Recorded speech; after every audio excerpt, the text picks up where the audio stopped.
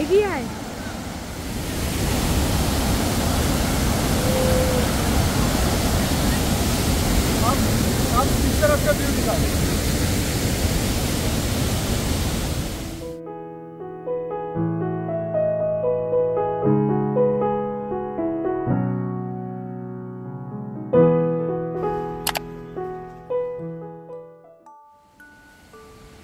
নিয়ে চলে এলাম আরও একটা নতুন ভিডিও। তো আশা করি সকলে খুব ভালো আছো, আর আমরাও বেশ ভালোই আছি। এটা হচ্ছে দারুণ সুন্দর উমক্রেম ওয়াটারফলস। আসলে আগের দিনের ভিডিওটা যারা দেখে নিয়েছো অলরেডি তারা তো জেনেই গেছো আমরা ডাউকির দিকে গেছিলাম। তবে ডাউকি রিভারটাই কিন্তু বোটিং করার জন্য নয়, কয়েকটা ওয়াটারফলস দেখবো বলেই। যাওয়ার পথে পড়েছিল পংটুং ভিলেজ, যেখানে একটা সুন্দর ওয়াটারফলস দেখেছি। তারপর বিরডাও বলে একটা ফলসে গেছিলাম, সেটাও ভালো লেগেছে। আর ছোট ছোট অনেক ওয়াটারফলসই রাস্তার ধারে দেখতে পাচ্ছি। আর এখন দারুণ সুন্দর উমক্রেম ওয়াটারফলসটা দেখার পরে যাচ্ছি বোরহিল ফলসের দিকে।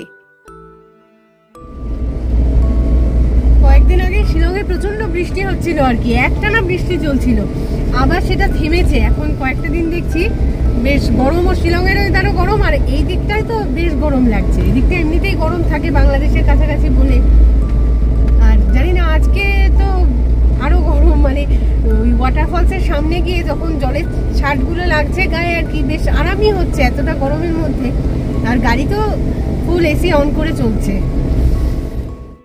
বর্ষাকাল বলেই হয়তো ছোটখাটো সব নাম না জানা ওয়াটারফলসগুলোতে ভালোই জল আছে এখন। রাস্তা দিয়ে এগোতে এগোতে চোখে পড়বে প্রচুর সুপুরি গাছ, আর পানের গাছও আছে কিন্তু প্রচুর। মানে সুপুরি গাছগুলোকে জড়িয়ে ধরেই না বড় হয়ে গেছে তারা। তো যাই হোক, আমরা বোরহিল ফলসের একদমই কাছাকাছি চলে এসেছি। তো উমক্রেম ফলস থেকে এই জায়গাটা মোটামুটি 4-5 মিনিটের মধ্যে তো পৌঁছে গেলাম।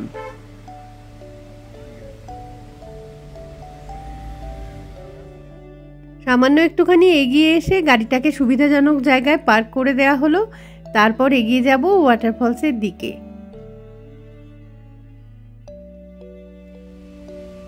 টুকটাক ছোটখাটো 2-4টে দোকান তো এখানে দেখতে পাওয়া যাচ্ছে, যেগুলোতে ওই কেক, বিস্কুট, চিপস এই ধরনের জিনিস, সাথে কিছু ফলমূলও বিক্রি হচ্ছে।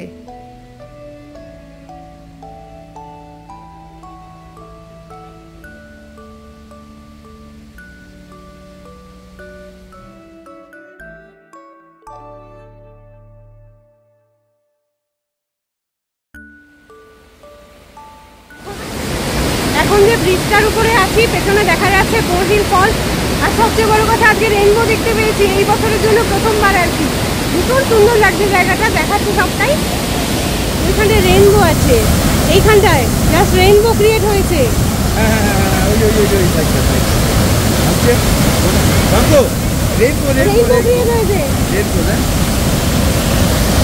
আচ্ছা, সামনে যাবি এখান থেকে আসবে, তাই ওই সাইডটা করে না, তাই ইয়ে করে না।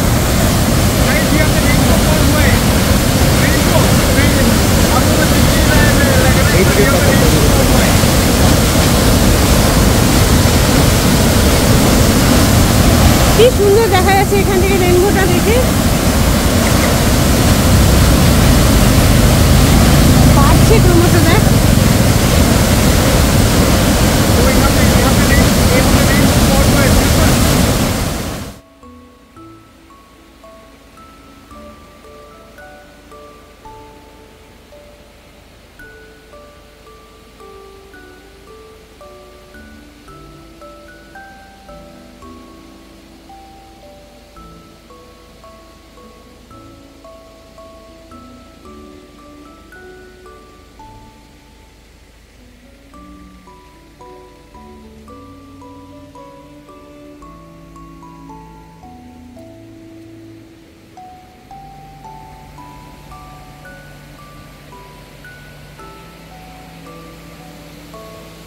এতটা জোরে জলের আওয়াজটা হচ্ছে যে কথা কতটা শোনা যাবে আমি জানি না, তাও বলছি যে এই বোরহিল ফলস কিন্তু মানে সারা বছরই দেখতে সুন্দর লাগে, তবে বর্ষায় তো এখন একটা অসাধারণ সৌন্দর্য হয়েছে এটার। আর সেই সৌন্দর্যটাই না উপভোগ করার জন্য মানে প্রচুর টুরিস্ট ভিড় জমিয়েছে এখানে। আর তারা শুধুমাত্র কিন্তু ভারতবর্ষের বিভিন্ন প্রান্ত থেকে এসেছে এমনটা নয়, পার্শ্ববর্তী দেশ বাংলাদেশ থেকেও এসেছে। মেঘালয়ের সবকটা ওয়াটারফলসের জলই কিন্তু এই বর্ষাকালে বেড়ে যায়, আর সেই জল চলে যায় বাংলাদেশের দিকে, আর সেখানে গিয়ে করে বন্যার সৃষ্টি।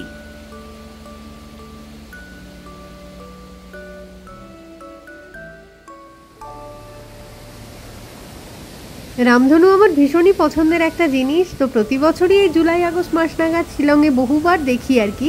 তো এই বছরে আজকে প্রথম দেখলাম। ওদিকে বাঙ্কুর বাবা কিনেছে আনারস, তো ভাগ বসাই একটু তাহলে।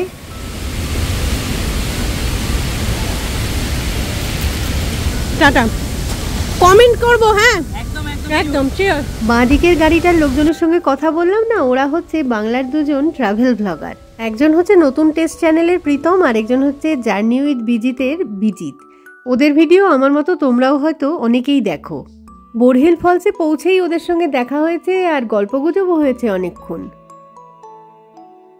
তো যাই হোক, এখন আমরা কিন্তু একদম বাংলাদেশ বর্ডারের পাশ দিয়ে যাচ্ছি।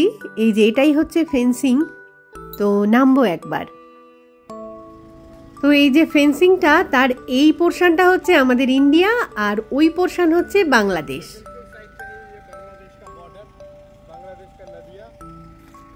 একই আকাশ, একই বাতাস, একই মাঠঘাট, শুধুমাত্র একটা বেড়া দিয়ে আলাদা।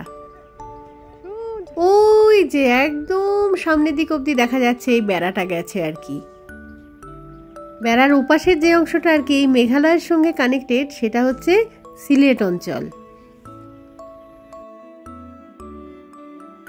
অনেকখানি রাস্তায় এরকম বাংলাদেশের বর্ডারটা, এই ফেন্সিংটা আর কি আমাদের সাথে সাথে আসছে। এখানে একেবারে পাশাপাশি, মানে হাত বাড়ালেই ছোঁয়া যাবে এরকম কন্ডিশনে এসে গেছে। তো জানি না এগুলোতে কারেন্ট ফারেন্ট দেওয়া থাকে কিনা, বুঝতে পারছি না, হয়তো থাকে না, এমনি না কারেন্ট নেই, টাচ করেই দেখলাম।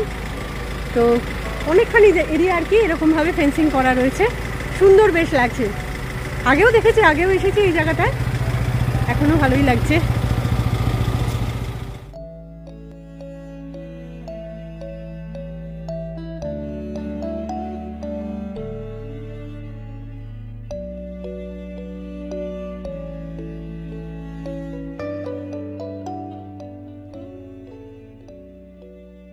এখন আমরা চলেছি ফিরতি পথে, তবে অনেকক্ষণ ঘোরাঘুরির ফলে না খিদে লেগে গেছে, তো একটা রেস্টুরেন্টে ঢুকতে হবে।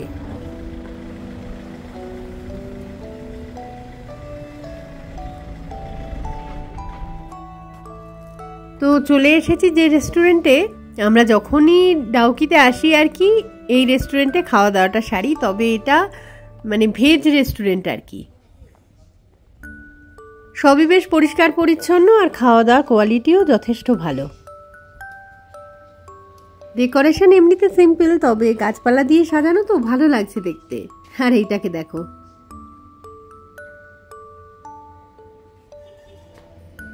আর এইখানে রয়েছে একটা ট্রাইবাল লেডি, মানে এখানকার লোকাল মেয়েরা যেভাবে সাজে, যেভাবে গয়নাগাটি পরে, একদম সুন্দর সেটার প্রতিমূর্তি একটা সাজানো রয়েছে।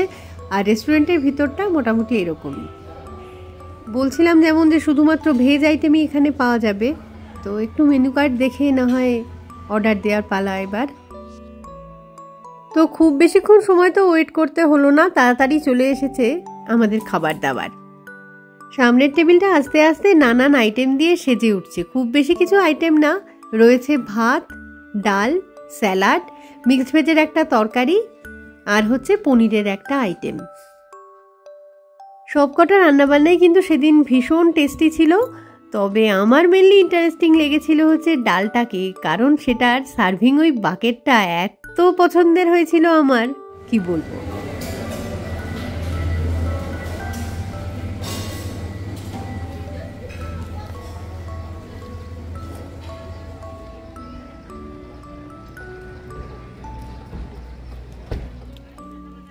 খাওয়া দাওয়া কমপ্লিট করে ভিতর থেকে তো বেরিয়ে এসেছি। এখন রেস্টুরেন্টের এই দিকটা না ভীষণ সুন্দর দেখতে লাগে, সেই কারণে একটুখানি ক্যামেরাবন্দি করতে চাই দৃশ্যটাকে। সামনের ওই পাহাড়টা দেখতে খুব সুন্দর লাগে, আর এখন তো বর্ষার জল পেয়ে সবুজে সবুজ চারদিকে একদম। দেখাচ্ছি আমি ভালো করে ক্যামেরাটা ঘুরিয়ে।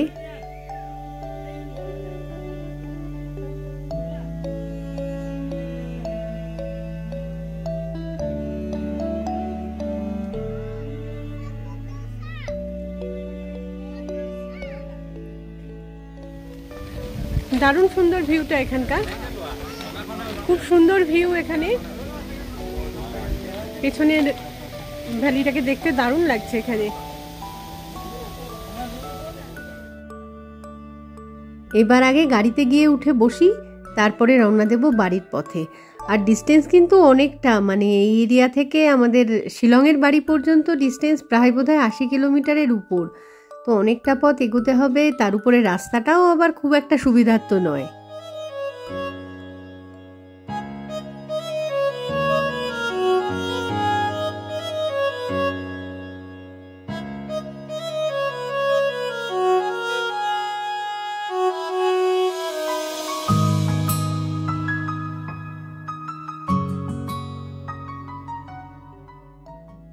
কিছুটা পথ এগিয়ে আসার পরে ডান দিকের ভ্যালিটা এত সুন্দর লাগছিল, সেই জন্যই নামলাম এখানটায়। দেখে মনে হচ্ছে কি পুরো যেন লাইটলুম ক্যানিয়ন, ভীষণই সুন্দর দেখতে লাগছে। আর ওয়েদার দেখে আজকে কেউ বলবে না কিন্তু যে এটা বর্ষাকাল, পুরো মনে হচ্ছে শরৎকাল। নীল আকাশ, পেজা পেজা তুলোর মতন ওই মেঘগুলো ভেসে বেড়াচ্ছে। আর এই ভ্যালিটা খেয়াল করো, একদম নিচ পর্যন্ত পুরো ক্লিয়ার আর কি, মানে অপূর্ব সুন্দর লাগছে। যতদূর আর কি চোখ যাচ্ছে জায়গাটার একেবারে সবুজ আর সবুজ, আর সবুজের মধ্যেও নানা ভ্যারিয়েশন আছে আর কি। আর ওই যে নিচ দিয়ে একটা এঁকে বেঁকে বয়ে যাচ্ছে সরু নদী, কি সুন্দর। চোখের সামনে দেখছি জিনিসটা বিশ্বাস হবে না, কিন্তু মনে হবে কোনো একটা ছবি আঁকা রয়েছে, সেইটা দেখছি যেন।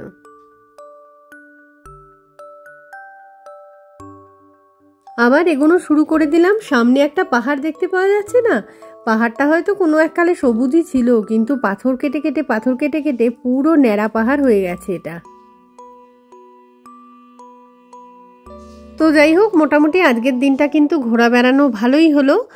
মানে ডাউকি নদীটাতে বোটিং করতে পারলে আর একটু ভালো লাগতো, কিন্তু আজকে নদীর সাইডটায় কেন গেলাম না, কারণ হচ্ছে এখন তো বর্ষাকাল, নদীতে জল বেশি থাকবে, আর বেশি জল মানে ঘোলাটে জল, ফলে ওই ক্লিয়ার ওয়াটারের ভাইবসটা কিন্তু পেতাম না। সেইটা চিন্তা করেই আজকে গেলাম না। কোনো অসুবিধা নেই, পরে আবার কোনো এক সময় করে না হয় ডাউকি ঘুরে আসাই যাবে। ঘড়ির কাঁটা জানাচ্ছে যে বিকেল এখন প্রায় 3:30, অথচ রোদের কিন্তু ভালো তেজ আছে, সেই কারণে কত জামা কাপড় এই জায়গাটায় মানে কেচে কুচে মেলে দিয়েছে দেখো। জেল রোডে এসে থেমেছে গাড়ি, তো বাঙ্কুর বাবা নেমে গেছে বাজার দোকান করতে, আমাকে ধরিয়ে দিয়ে গেছে 2টো সন্দেশ। তো খাই দাই বাড়ি যাই, পরে আবার ফিরে আসবো অন্য আরেকটা ভিডিও নিয়ে। তো ততক্ষণের জন্য টাটা।